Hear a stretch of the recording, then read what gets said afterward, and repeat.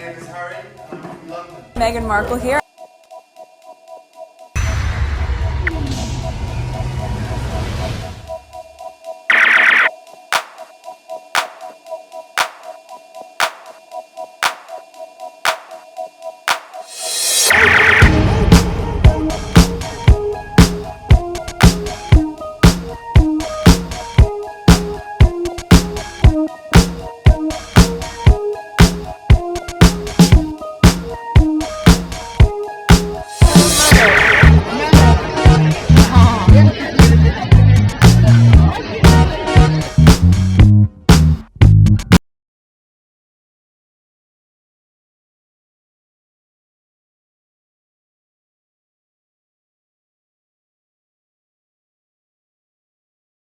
Let's go to the next tweet. So this is someone else. Who's that? Katie? I don't know. It's not the squad. None of the people that I follow. Okay. So now we are in a different topic. The Afrikaners. Okay. Afrikaners refugee is regretting it. There's the life here. 7 Dylan. Okay, I cannot read that. Let's see here. 1 minute and 26 seconds. How's it? Ek is nou net hier by die PE's in die gawe. Nou net hierdie security gekom. Nou hierdie is die nuwe manne. Die manne wat dink hulle wil inkom in die H2A. En ouens wat net begin het. Hierdie is my 5de jaar.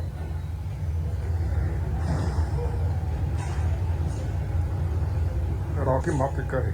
Oh.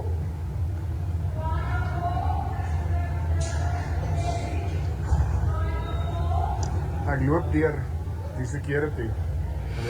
I have no idea what he's saying, but if you are South African, you understand this, I'll let it play.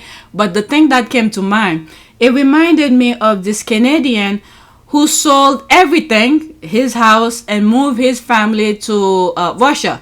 And then when he got over there, I think he transferred the money to a bank account, and then the Russian claimed that the money was suspicious. I think they kept his money. He never got his money back. So I haven't followed that to see what came to that, but that's what this came to mind. If I read this correct and this is what he's talking about, that he regretted coming to America, that's what came to mind. Het voelt my hele liggaam wil fight. Weet, het voelt of iemand wil fight. Het voelt of iemand wil slaan. Maar besef ek is besig om te fight. En die Here weet, ek fight vir my gesin. Dis hoekom ek doen wat ek doen, is vir my gesin. En ek fight vir hulle. Vir elke H2A ou. Ek voel julle.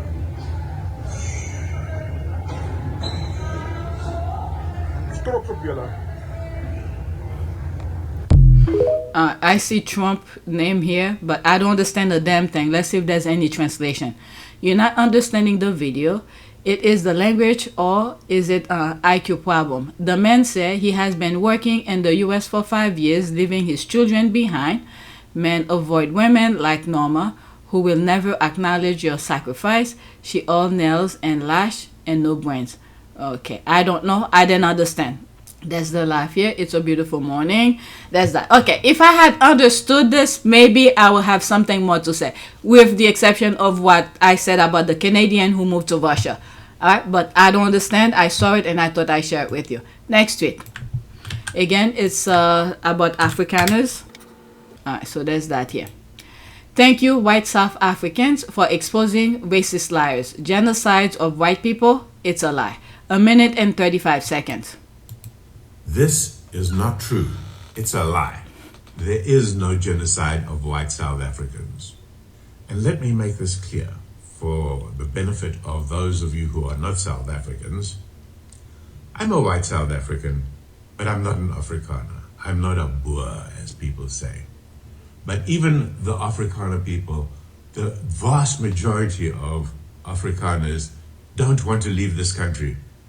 All Afrikaners and white people have a very good life in South Africa. We are doing fine. Thank you very much. we do not need to leave. And Well, after all, from what I'm hearing, okay, I do not know the history too much of South Africa. I know a little bit, but not enough for me to educate or anything. From what I've heard so far, is like 70% of the wealth is held by white South African. Okay, and the percentage, what is it? I forgot the percentage. Is a small number of whites who hold a majority of wealth. In comparison, where majority are blacks and they hold less. Does that make sense? I forgot the numbers, but there's some numbers here. But let's continue. we do not need refugee status from Trump. So, why has Trump decided to grant refugee status to a group of Afrikaners? Well, he likes keeping in the media, but I think that it really has more to do with his friend Elon Musk, who, remember, is a former South African. He has not been granted a license to operate his Starlink internet here in South Africa. And he has probably done this whole thing to provoke the bear, to create some kind of acrimonious situation and forced the South African government to pay more attention to him. But let me just reiterate this. The group of South Africans who claim to be refugees from a white genocide, it's quite frankly an embarrassment.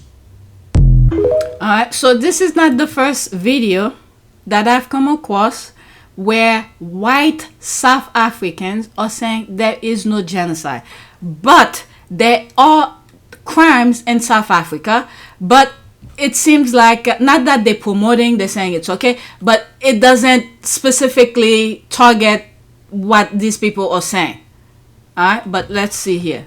You know, I'm not gonna go in the comments. I just wanted to share the video. Let's go to the next tweet.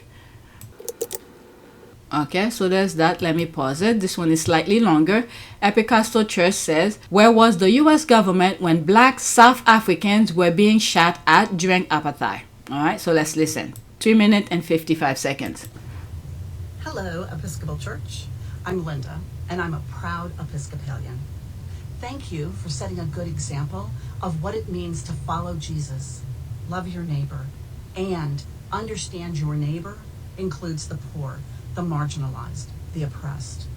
For decades, through Episcopal Migration Services, you have been a strong supporter of refugees, helping the tired, the poor, the huddled masses yearning to breathe free, before and after they arrive on our shores.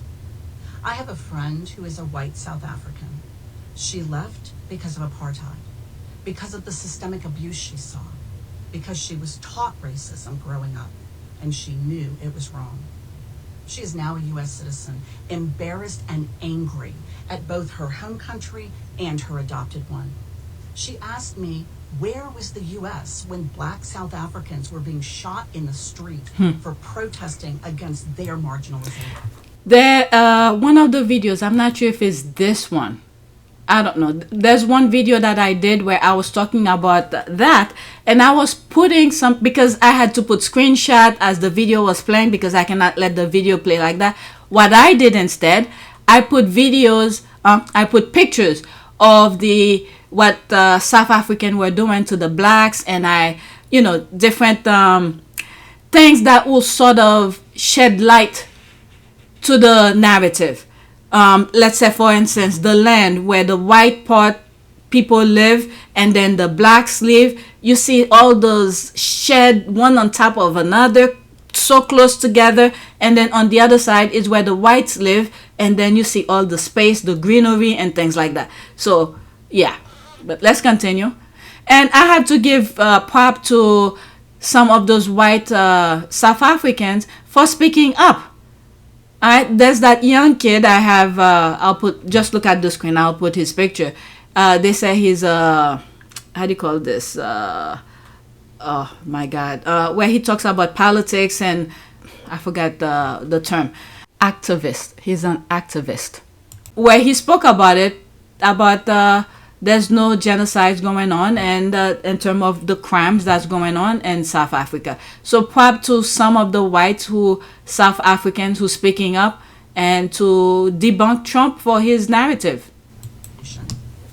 Instead, the government believes white South Africans are in danger of genocide because of the murders of 8 white farmers. 0.00002% of white South Africans. Meanwhile, in the United States, legal residents, including those here because of persecution in their home countries, are rounded up, detained, and deported. Some are languishing in CCOT.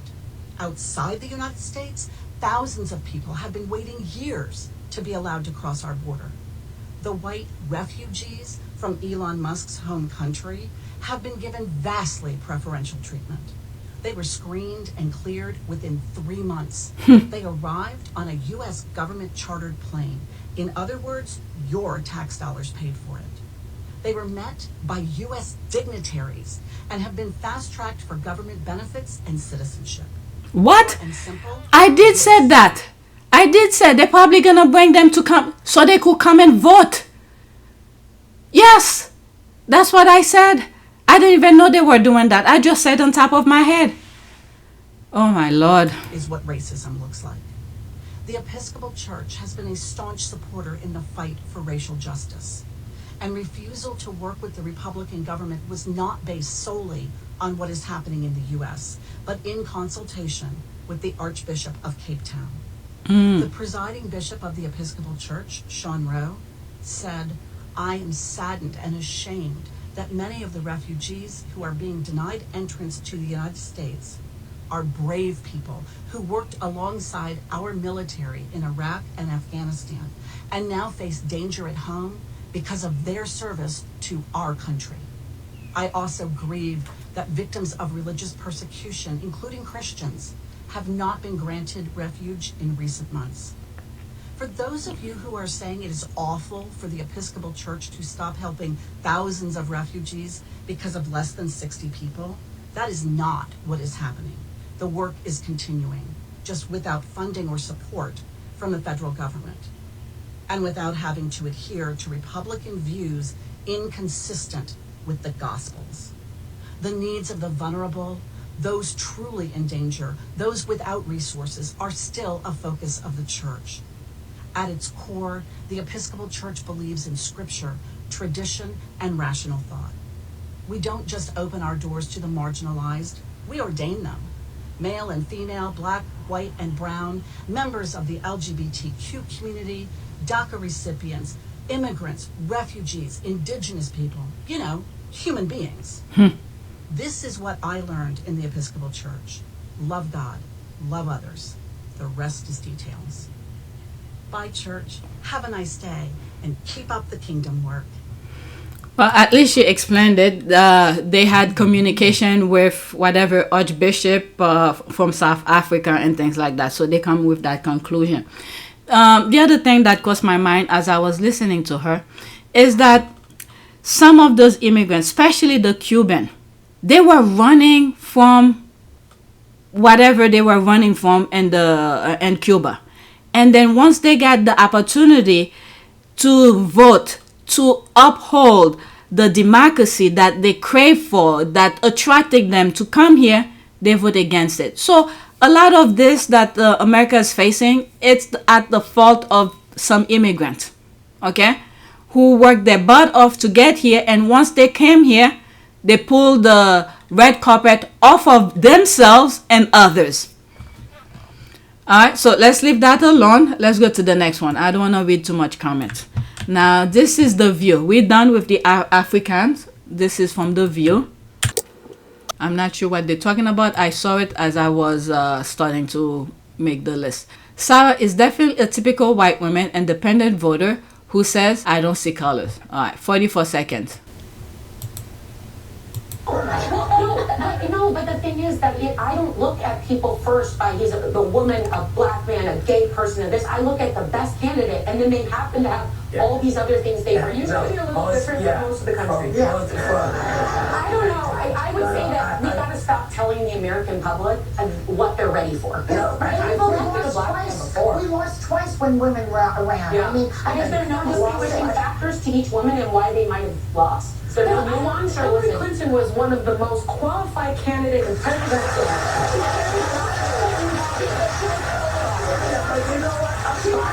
Sunny is like one of the well-minded women up there. Game show host. Yes, I loved her. I voted for her, but the number one thing I. Okay. You know. Alright, of course, her ass will say, where's more? Why are they still doing this BS in the year of 2025? Please stop that part. I don't trust people who don't see color. Okay, I think she voted for Trump this last time, and she can shit to admit it. Why? Both women were the most qualified and lost. No one is going to tell me they don't know this race or gender or anything else. But guess what? African American did their job. It sounds good among the white friends, and reality is not as good as they think. This idea is to fool people. Racism doesn't exist. Okay? That is so insulting. So basically, you're saying you are looking past people of color. I hate her and Alyssa so much. Okay. I don't see color. There's the rolling eye. Okay, let's leave that alone. I saw it and I thought there will be some good discussion. But that's that. We have to deal with Trump. Okay, this is what we should be talking about. How should we stop it and stuff like that. But I try not to pay too much attention to Trump right now. I think there's some birthright citizenship that is being discussed right now. So we'll see. Let's do a prayer. Prayer for, I don't know, the word good time. I don't know why. Okay, good time came to mind. Hopefully we have a brighter day. A short prayer. Let's pick a short one. All right, let's pick the first one. Okay, dear God, I will praise you no matter what's happening in my life, and good times and bad times, even in the midst of loss, sickness, and failure. I live praise to you because I know every time I do, you will work powerfully in my situation. Alright, so that is it. Please take a moment to subscribe, like, and share. If you want to support this channel, there's a PayPal link and a Cash App link in the description. You could donate. Those who have donated, thank you. Alright, so I am done. I have some other tweets. I don't know if I'm gonna. There's PDD trial. I've been collecting some tweets. And there's some stuff regarding Burkina Faso, gold. There's YouTubers being detained. So I don't know, when I have the energy, I will. Oh, there's more thing about Afrikan. Let's see. Maybe these two. All right, these two. Let's put that and see what it is about. Okay. I did the prayer already. Let's do this. I forgot what this is about. If it's a video, I'll just play it. Okay.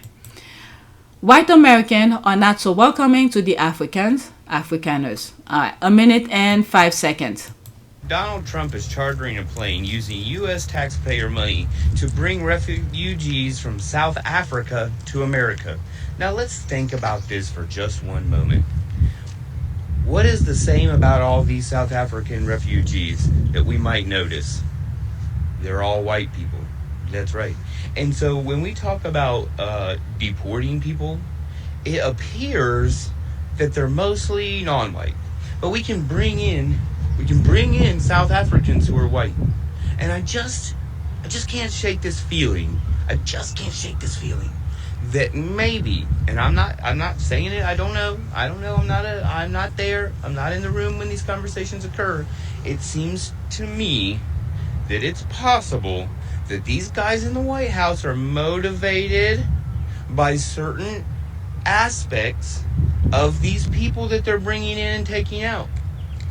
I'm not saying it's true. What's other comments here? Elon Musk and Trump are playing American for a pose. There's that. He's obviously a homosexual. So okay, let me just leave that. I don't want to get into his sexuality. I just want to get his information, whatever he's saying. Next tweet. I mean, the thing is playing out in front of us. I just hope people get it. Okay, so there's this one here. USA citizens speaking about the Afrikaners who have arrived in USA. All right, this one is 1 minute and 49 seconds. This South African farmer bullshit, which is the most blatantly obvious racist shit ever. It is blatantly obvious the way that we treat white South Africans, who, by the way, for the most part, and I am generalizing here, some of the wealthiest people are well-to-do people in the country. They speak their language. They own most of the land and the property. And somehow they're being granted a fast track to become Americans while they're trying to cut down on immigration from other countries. You know, you get that from where? From the brown people. On March 7th, Trump took to Truth Social to announce he is offering white South African farmers, quote, a rapid pathway to U.S. citizenship, pointing out that South Africa's new... All this is for when it's time for voting, they could vote for him. Okay? He is bringing people to vote for him. Land reform push signed into law last year, which lets the government take land without compensation if the property is not being used and there's no intention to either develop or make money from it. Okay? Now, I'm going to give you some context here. They're not just taking land away from white South African farmers. White South Africans, about 9% of the population, owned 87% of the fertile land. Okay? Today, black South Africans make up more than 90% of the population, and they only hold about 4% of all privately owned land. So what they're trying to do is say, hey, we need to fix an historical injustice and figure out if you're not using that land to farm, then we need to have some of that land, not taking all of your entire farm. That's not what's happening. And we need to what? There needs to be equity. And now people are crying because the playing field is being leveled. And so therefore it is now discrimination. All right. So he got some of the numbers that I was sort of, I didn't want to give any numbers because I don't remember all the exact numbers. So there they are here. All right. So I'm done with this. That's it. Thank you for watching.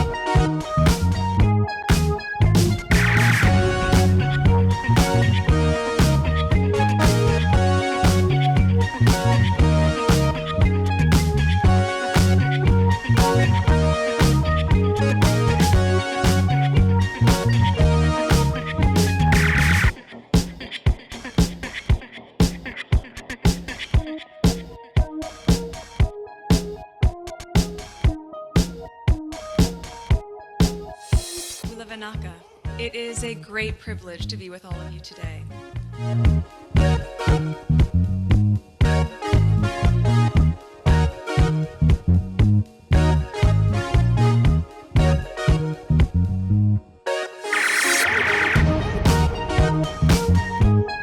You know, we ask for forgiveness and please come back.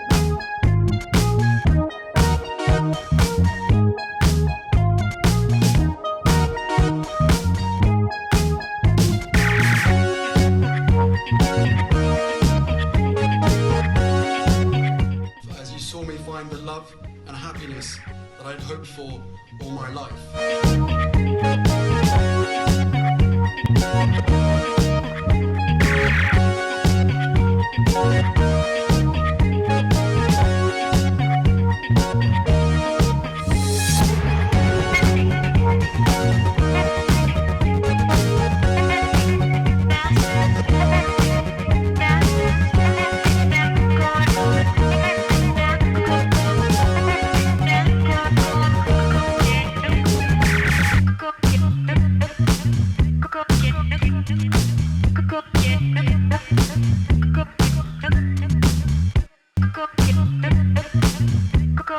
You are all in this together, and if I may speak personally, we are all in this together, because asking for help was one of the best decisions that I ever made.